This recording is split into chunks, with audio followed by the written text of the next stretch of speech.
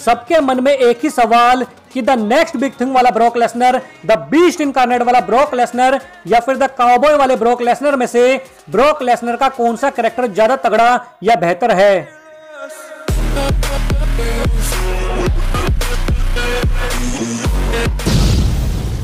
Hello friends, मैं हूं राहुल पंडित और आज की वीडियो वाकई में काफी तगड़ी होने वाली है क्योंकि आज की वीडियो कुछ अलग और हटके टॉपिक पर है और मुझे पूरा विश्वास है कि अगर आप इस वीडियो को एंड तक देखोगे तो आपके सारे डाउट क्लियर हो जाएंगे और आप खुद कहोगे कि राहुल भाई आपने तो बिल्कुल पॉइंट की बात बोली है। तो दोस्तों आज की वीडियो में हम ब्रॉक लेसनर के इन तीनों कैरेक्टर के बारे में फुल डिटेल में बात करेंगे कि इन तीनों में से कौन ज्यादा तगड़ा है, कौन ज्यादा फुर्तीला है, कौन ज्यादा खतरनाक है, कौन तगड़ा हील है और कौन तगड़ा फेस सुपरस्टार है। तो दोस्तों प्लीज वीडियो को एंड तक जरूर देखना और अगर वीडियो अच्छी लगे तो प्लीज वीडियो को लाइक और शेयर जरूर कर देना। इसके अलावा इंस्टाग्राम पर फॉलो कीजिए राहुल पंडित को और फुल सपोर्ट दिखाए भाई को।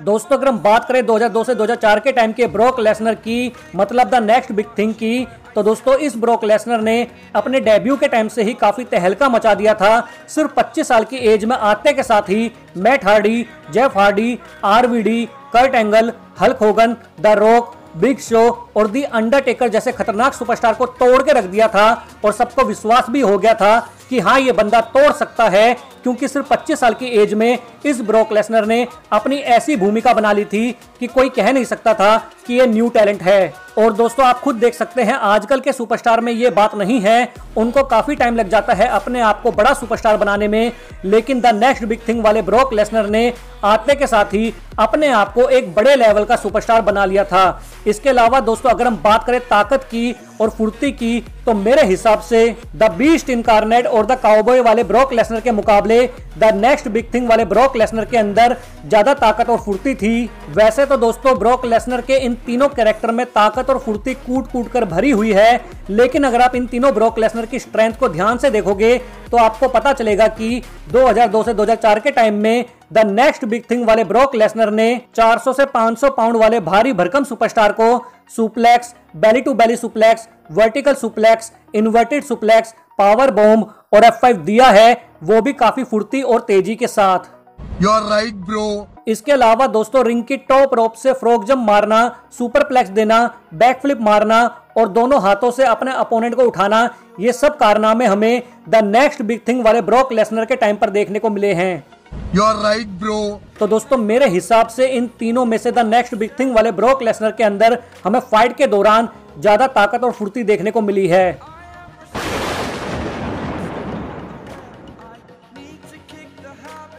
दोस्तों अगर हम बात करें 2012 से 2020 के टाइम के ब्रॉक लेसनर की, मतलब the beast incarnate Brock Lesnar की, तो दोस्तों इस ब्रॉक लेसनर ने अपने रिटर्न के टाइम से ही काफी तहलका मचा दिया था। रैंडी ऑर्टन, जॉन सीना और रोमन रेंस के ऊपर खून की बरसात कर दी थी। शॉन माइकल, ट्रिपल एच और मार्क हेनरी के हाथों की हड्डियां तोड़ दी थी। दी अंडरटेकर की 21-0 की रेसलमेनिया की स्ट्रीक तोड़ दी थी। बाहुबली गोल्डबर्ग को सबसे पहले सिंगल बिना चीटिंग के हरा दिया था।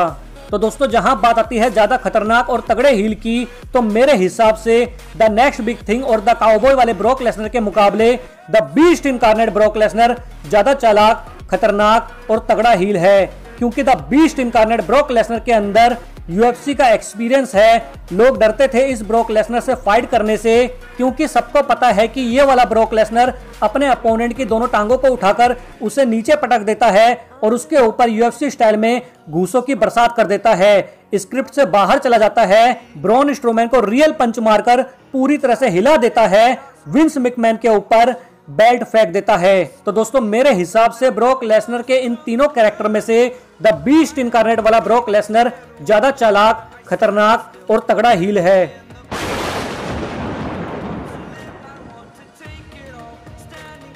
दोस्तों अगर हम बात करें अभी के टाइम के ब्रॉक लेसनर की, मतलब द काउबॉय वाले ब्रॉक लेसनर की, तो दोस्तों इस ब्रॉक लेसनर ने भी अपने रिटर्न के टाइम से ही काफी तहलका मचा दिया था। लोग AEW में CM पंक के रिटर्न को भूल गए थे। समझ रहे हो आप? समझ रहे हो? इसके अलावा दोस्तों इस ब्रॉक लेसनर को अभी इतना टाइम नहीं हुआ है, लेकिन फिर भी ये कह सकते हैं कि इस ब्रॉक लेसनर को किसी एडवोकेट या स्पेशल काउंसिल की जरूरत नहीं है क्योंकि ये वाला ब्रॉक लेसनर अकेले अपने दम पर माइक पर तगड़े प्रोमो दे सकता है, फनी बातें करके लोगों को एंटरटेन कर सकता है और एक बेबी फेस सुपरस्टार भी बन सकता है।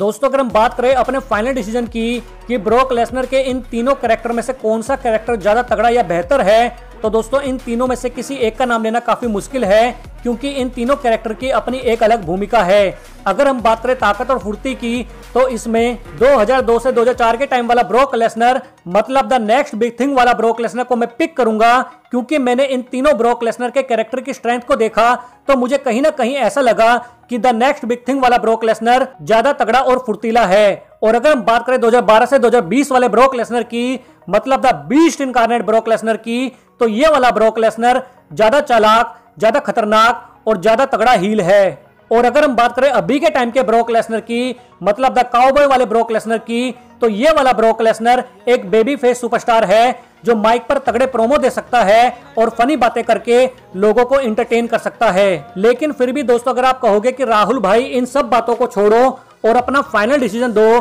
कि आप किस ब्रॉक लेसनर की फाइट देखना ज्यादा पसंद करोगे या फिर आप ब्रॉक लेसनर के किस कैरेक्टर की फाइट देखना ज्यादा पसंद करोगे, तो दोस्तों मैं नंबर 1 पर the beast incarnate Brock Lesnar की फाइट देखना पसंद करूंगा, नंबर 2 पर द नेक्स्ट बिग थिंग वाले ब्रॉक लेसनर की फाइट देखना पसंद करूंगा और नंबर 3 पर द काउबॉय वाले ब्रॉक लेसनर की फाइट देखना पसंद करूंगा। क्योंकि दोस्तों द काउबॉय वाले ब्रॉक लेसनर को अभी इतना ज्यादा टाइम नहीं हुआ है कि उसे इतनी जल्दी नंबर 1 पर रख दूं। तो दोस्तों मुझे पूरा विश्वास है कि आपको मेरी बात फुल डिटेल के साथ समझ में आ गई होगी, लेकिन फिर भी दोस्तों ये सिर्फ मेरा ओपिनियन है, आपको क्या लगता है वो आप मुझे कमेंट के थ्रू बता सकते हैं।